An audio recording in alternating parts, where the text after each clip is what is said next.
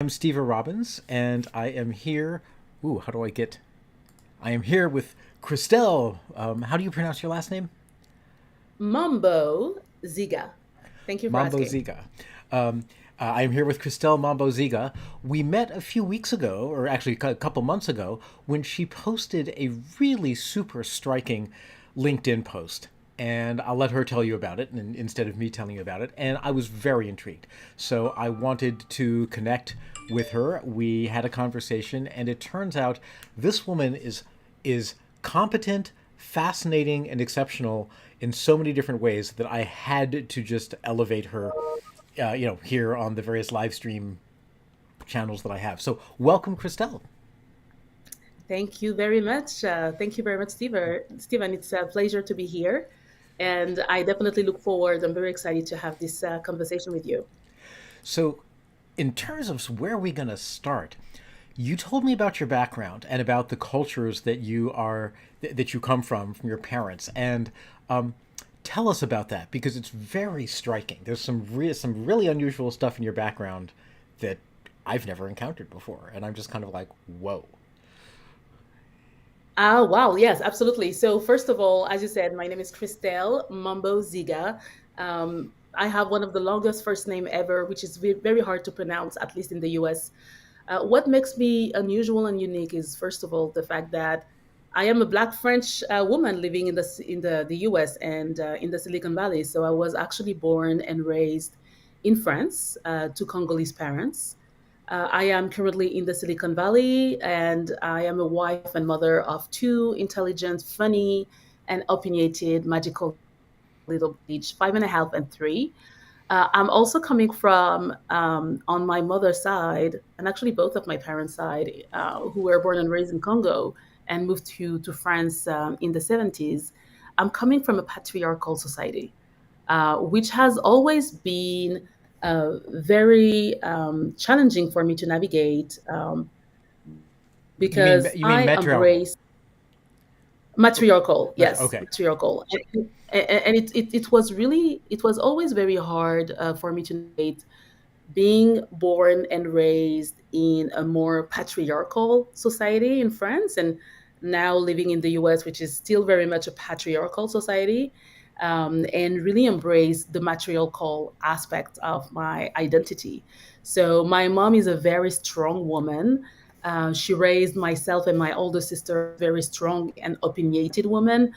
She taught us how to lean into our power and to stand out for ourselves. So that was really something which was always part of my identity, but that I realized that I had sometimes to until to a certain point that I had sometimes to tone down to be accepted in a patriarchal society and in a corporate environment. Have you found this to be, well, I mean, clearly you have at least had to tone down. How does it manifest when, I mean, what is the disconnect between how you think and how others expect you to think or expect you to behave? I would say that I am being asked.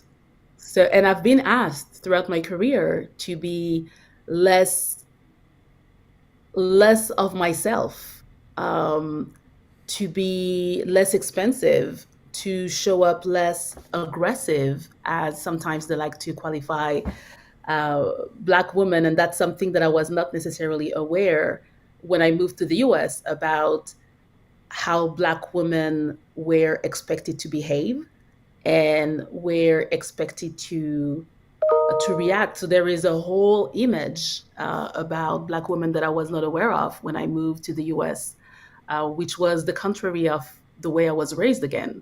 I've never seen my passion as any type of aggressiveness. I love a lot of things. I am passionate about a lot of things. And I do acknowledge my high education as well. So I know how to use my brain. So I was never expecting to have myself being perceived or see myself being perceived as someone aggressive. I thought it was really coming from a place of passion and dedication and commitment for driving impact and change. in my work and in society in general. Well, so the post that you put on LinkedIn where we connected, can you tell us what it was? Because and then how you got from, because you've been from matriarchal mindset of I'm out there, I'm passionate about what I'm doing. You move to the U.S., you discover, oh, this doesn't come across the way that I was hoping that it would come across. It's, other people misinterpreting, and then your LinkedIn post seems to me to have represented the next phase in you deciding how you show up. Can you tell us about that? Sure, absolutely. I believe that I can only and we can only win by being ourselves. And there is this buzzwords, which is our authentic self. And I realized that I was actually able to win and to appear more human when I was just going back to my individual self. So I decided by writing this post that I needed to reclaim my culture, my heritage, and my individuality, my identity. This post was actually written one day after I had a conversation with a career executive coach who contacted me on LinkedIn. And it was a great conversation. But within the first 2 or 3 minutes, one of the things that she recommended me was to change my headshot on LinkedIn to attract more potential hiring managers and recruiters. So for me, it really was a catalyst in terms of making sure that in any way I wanted to represent myself, I was doing it in an authentic manner. I was celebrating my uniqueness. I was celebrating my French culture and Congolese heritage in everything that I was doing. I was also celebrating my achievements and the journey. So I really wrote my post about, yes, you want me to change my headshot, and I'm going to do it because, I like to try different things. And if you, as an expert, you're saying that that might be something or that might be an impediment for people to really connect with me, I'm going to actually double down and make sure that people are going to see myself as I am really, or I really am. So I wore my big choker, my big necklace. I was wearing my braids, which I wear pretty often, actually, not today, but so I was really trying to find a way to show up in a unique and authentic manner by celebrating again my heritage and who I am.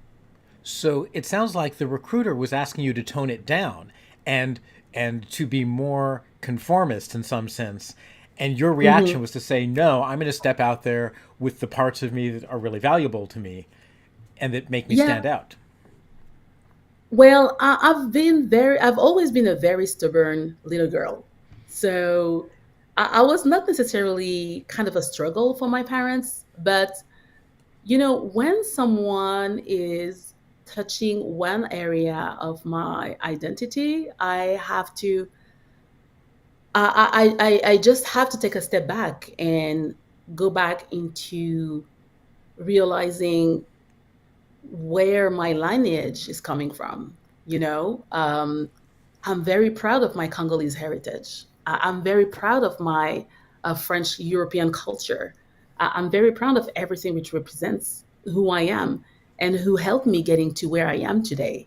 I wouldn't have, been able to move from France out of nowhere without any connection if I had not been implementing some of the tools and techniques that my parents, gave me in terms of working hard, being perseverant, having some grit, but also being yourself. So yes, I had to double down, and I did. I did for that picture. And I can tell you one thing: when this headshot was being taken, and it was taken by my husband with an iPhone 13 Pro, I'm doing this little little commercial. Apple, if you want me to be in one of your big billboard, let me know. Happy to represent myself and my identity in one of your ads. Um, so in the very beginning, and in some of those poses, I was not smiling. I was not smiling. I was not smiling because I still had a little bit of frustration from. some of the comments, and I don't know if it was toning down. I think for me, the word that I didn't appreciate, to be honest with you, was professional. And Professional it usually was, means limited, I yes. find. So for me, I've always been professional. I've been professional, and so I think it was really coming from, you need to show up in a more professional manner. And I decided to show up in what my definition of being professional is. I've been a professional for 15 years, so I think that I know a little bit about what it is to be professional. I've been traveling and working in multiple markets, speak multiple languages, been receiving a high education. So I don't expect anyone to tell me what being professional means, because I believe that I know what it is. So yes, I had to double down. That's that's such a cool story too. And I'm going to guess there are some people who will look at your profile and say this is not someone who I want to talk to because of that picture. And there are other people who will look at it and go this is especially someone I want to talk to because of that, right? I mean, that's what I did. I saw that post and I said, if what your post had been was, oh, look at my new suit that I bought, that looks just like everyone else's suit, I would have been like, yeah, ho hum.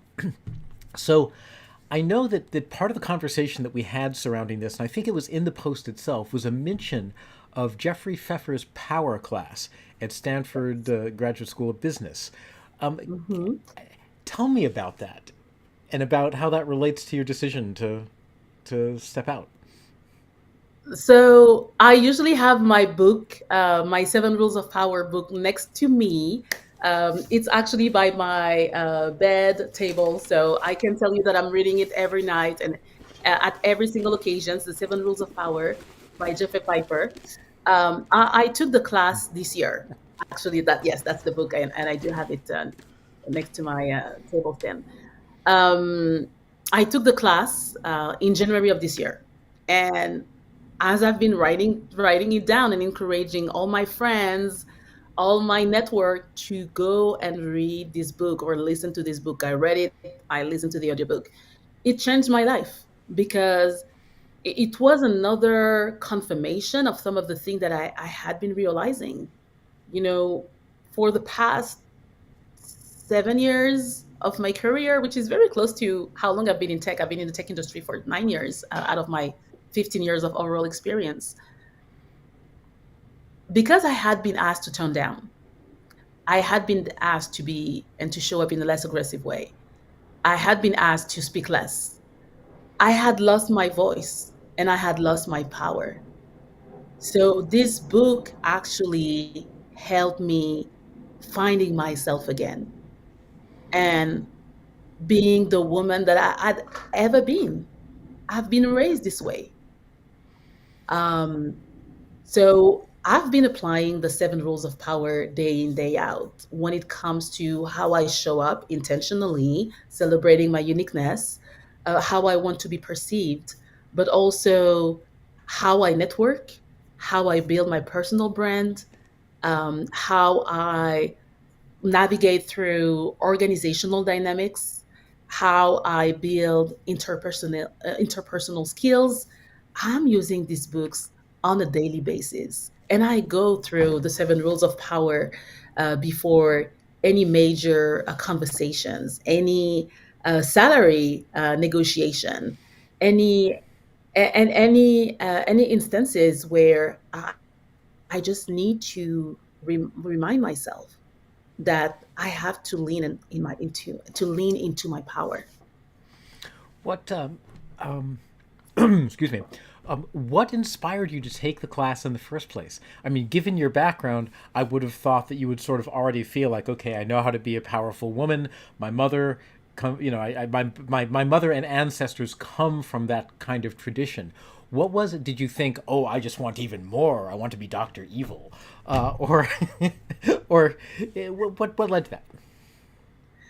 Well, I went back to school during the pandemic, which was a Crazy idea, but one of the best decisions of my life. So I actually went back to Stanford Graduate School of Business to go and to complete this executive MBA called Stanford Lead, which is purely virtual among a cohort of 534 students from all around the world. The power class from Jeffrey Pfeiffer was recommended from a few friends of mine who had gone through MBA programs before my time. And it's definitely a signature class at Stanford Graduate School of Business.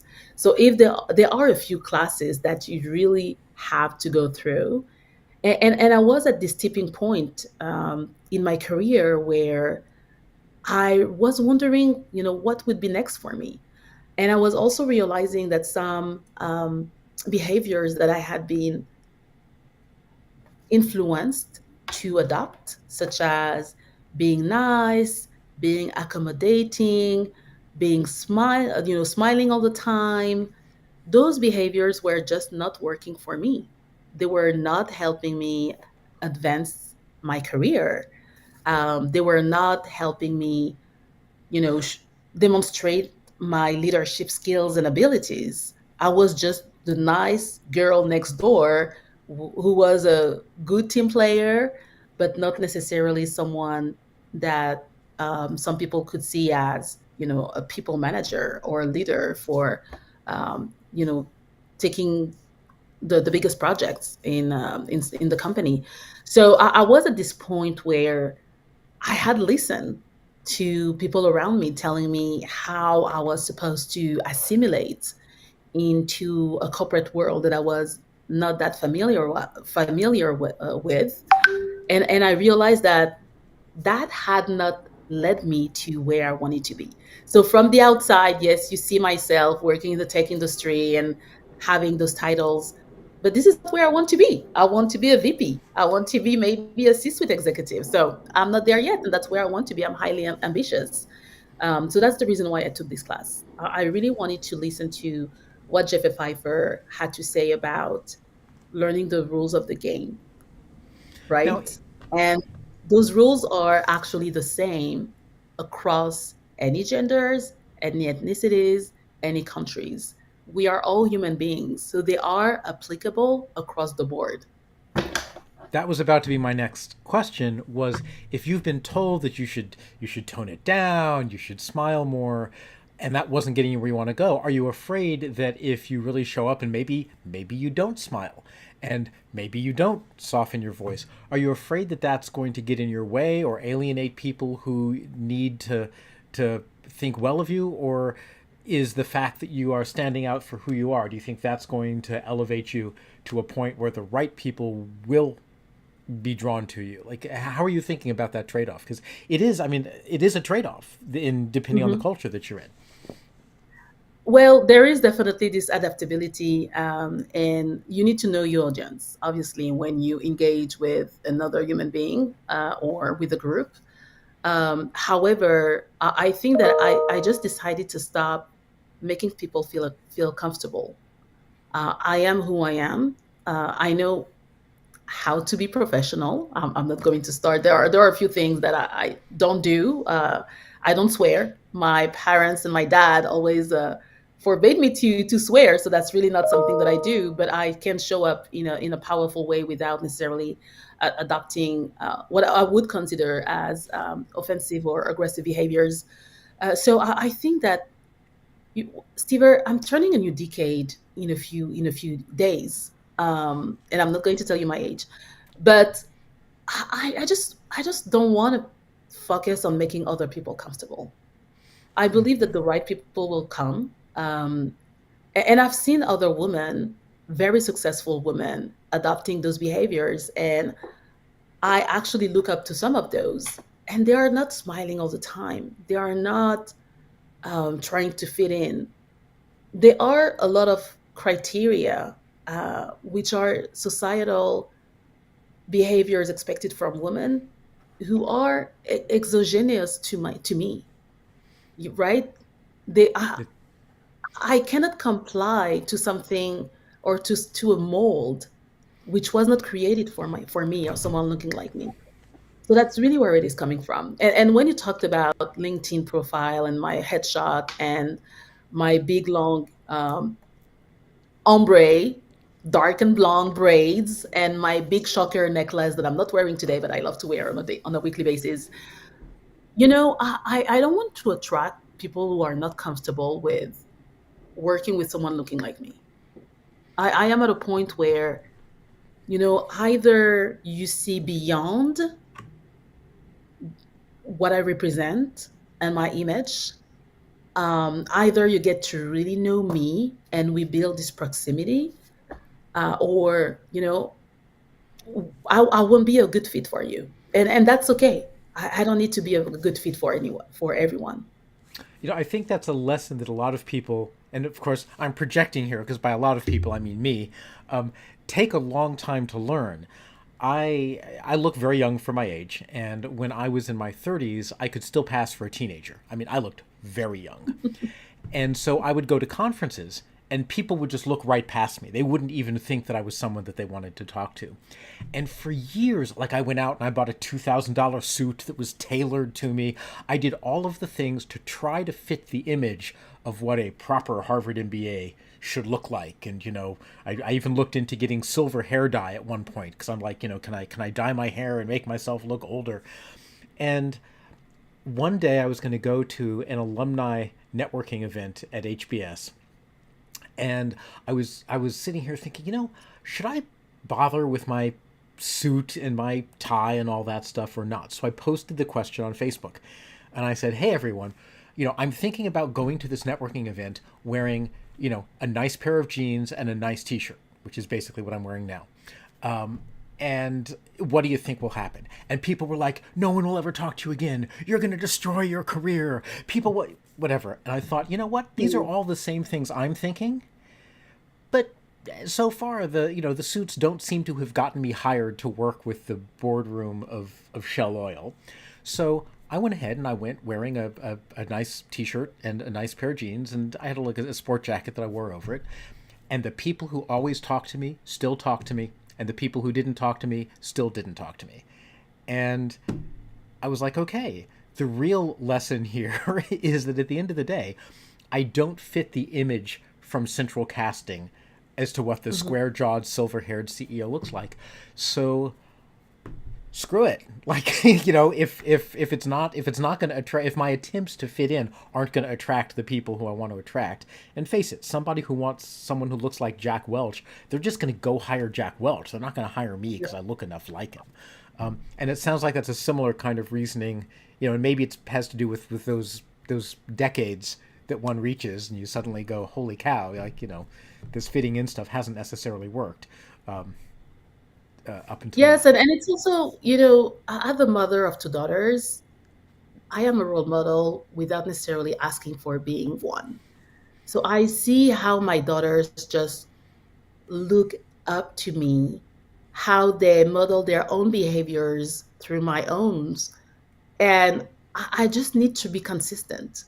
I cannot ask them to embrace their black skin, to embrace their curly, kinky hair, to embrace their power, to embrace their intelligence.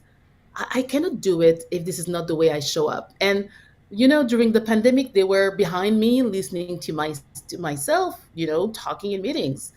And I have a very inquisitive 5.5-year old, and we actually wrote a book together. And sometimes after a meeting, she was asking me, "Mommy, are you sad? Mommy, what is happening?" So she could feel that I was not necessarily 100% myself because I had to tone down. I had to appear to appease the room and the people I was talking to. So I just can't. I need to make sure that, first of all, the Congolese matriarchal lineage just passed down to her, and that I continue to raise powerful, smart, intelligent, brilliant um, women, and, and So, and magical, obviously. So that's also that I have this responsibility. That's a responsibility for me. well, and speaking, so boy, there's one of the things that there's two things I want to get to, so I'm going to try to get to them both. Okay. So speaking of showing up as yourself actually led you into your current career, which is in artificial intelligence, correct? And how did that happen? Because I just think this is like the best story. Well, thank you. Well, thank you for asking. And everything happened during me taking the Jeffrey Pfeiffer power class, where we had an 8 weeks assignment, uh, including a power map, a power journey, and a lot of networking and getting out of your way, getting out of your comfort zone of comfort. So I leaned into Jeffrey Pfeiffer's Seven Rules of Power, as I was saying. So while working at Cisco, I started to network. And as an innovator internally within the company, I've been leading to main innovations. I became very familiar with artificial intelligence.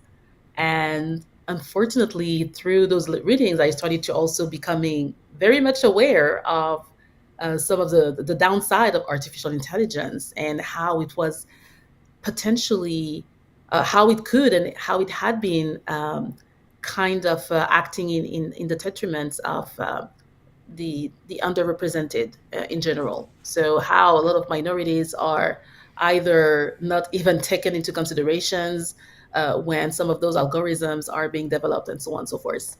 So right when I took the Jeffrey Pfeiffer's class in January of this year, January 2022, Cisco launched a responsible artificial intelligence committee, responsible AI committee, being led by Anurag Dhingra. So, because again, I had been reading and implementing a few of those concepts, I reached out to Anurag and I said, well, it's 2022. You've launched this great committee. First of all, I want to join. And let me tell you why. I've been using one of the collaboration tools, and I've been using some of the first version of the tool. And this tool is not fully working for me. This tool is not representing me the way I should be represented. I'm using a virtual background, and when I'm wearing my afro curly hair, I'm bold. So, as you are launching this responsible AI committee, we need to make sure that this is being fixed because I'm sure that I'm not the only one with the dark skin and curly hair using your technology and our technology. So first of all, he took very seriously the information that I provided, and he was very grateful because that's something that he was not aware of, and it has been solved. But I also was able to join our responsible AI committee. So I'm currently wearing two hats at Cisco. I'm still part of the customer experience, customer success organization, and I am part of this committee where we are building our responsible AI principles. Um, and those principles are around accountability, transparency, security, privacy, fairness, and in the near future, inclusiveness. Because we will only be able to create a better world for everyone by making sure that we go through those different principles, that we create safe and private and secure artificial intelligence technologies, but they are also being developed in an equitable and in an inclusive manner, meaning that when you look at the data set, you need to make sure that the data set represent the whole spectrum of diversity. When you test the technology before the general availability and before the public launch, you need to make sure that again it does encompass and it meets the needs of the people who are going to be using it. So that's the reason why I've been part of this conversation. Cool. So I'm going to ask you another question, and we're going to go over for a couple minutes, but I think this is important to Mhm. emphasize. So far, we've talked a lot about you and your personal journey, kind of just mostly as a person in the social context. And I want to emphasize to people who are listening, um, Christelle went through COVID, getting COVID itself, raising two daughters, working full time, and getting her executive education from the Stanford Graduate School of Business, all at the same time. And that is any one of those things is no minor feat. Doing all of them at once is kind of incomprehensible. Could you tell us a little bit about how did you manage to juggle all of that? How did you stay sane? And how can we possibly hope to emulate you? So I would say, thank you for the acknowledgement. I don't necessarily myself acknowledge all the different things that I have been able to do during these crazy times. And it's interesting because God is speaking to you in different manners, I believe. And last May, I talked about the lessons learned from a working mother. I wrote a blog post on LinkedIn about the lessons learned from a working mother in a post pandemic world. And a month later, I had COVID again. And 2 weeks ago, I had COVID again. So it's been 3 times since 2022 for myself having COVID. I think it took a lot of conversations and a lot of personal and commitment with my husband. So when the pandemic started, I had given birth six to 7 months prior to my second daughter, Kimia.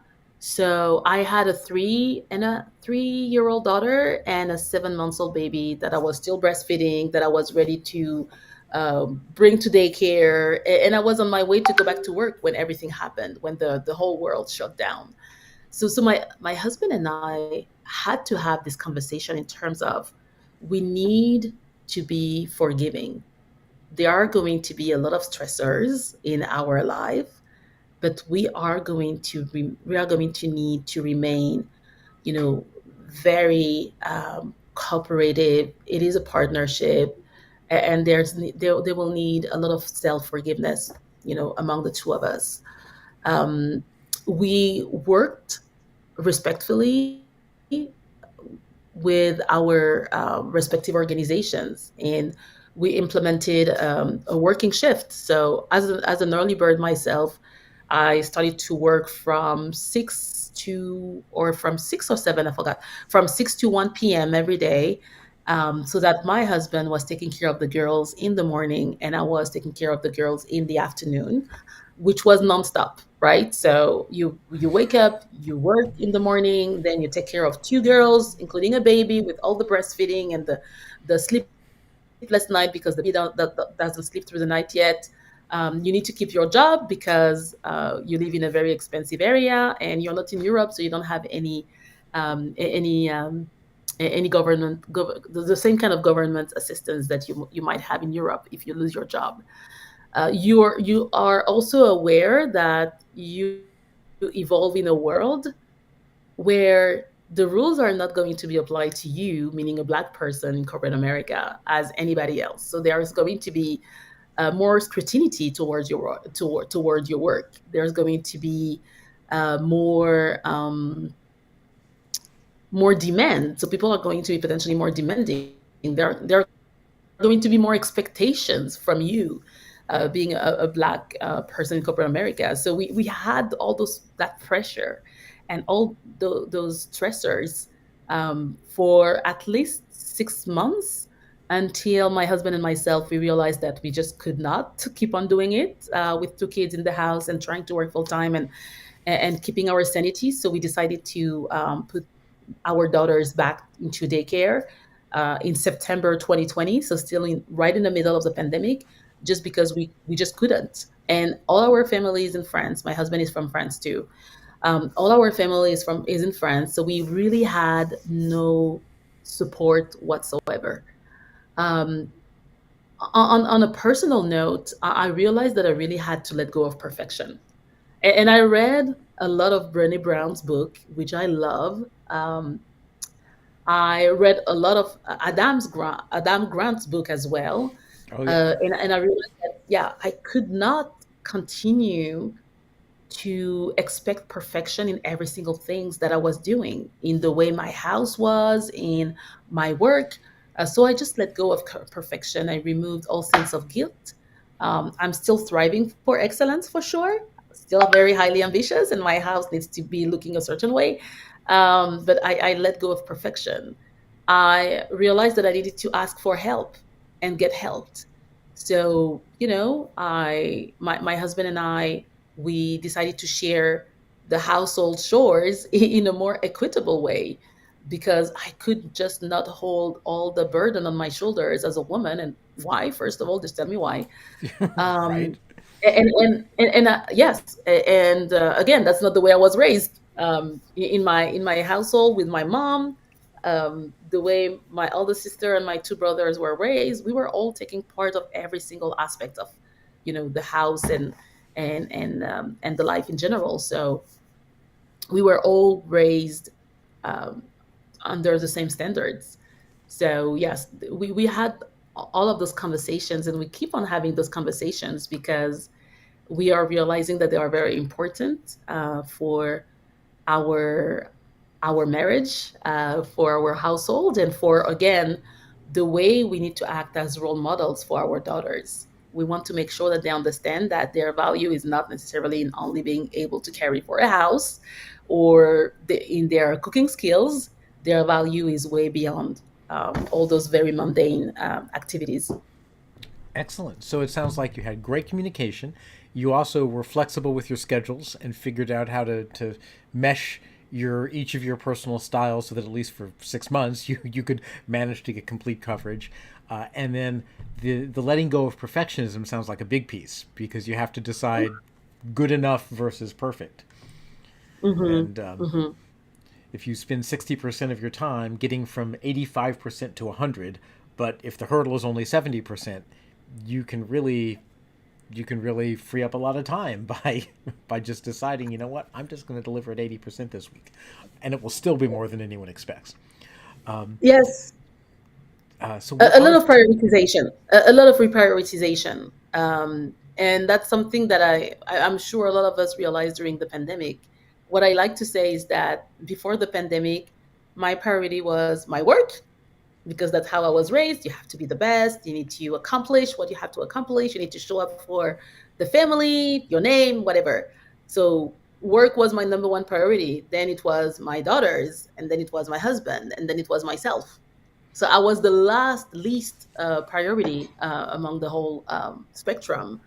And during the pandemic, I just realized that it was not sustainable. So I'm very fortunate to work in a company with a great culture at Cisco, where you are, obviously, depending on the manager, I have very good managers too. You are able to find some kind of work-life balance, and those are part of the conversation that you need to have. You need to set the right expectations.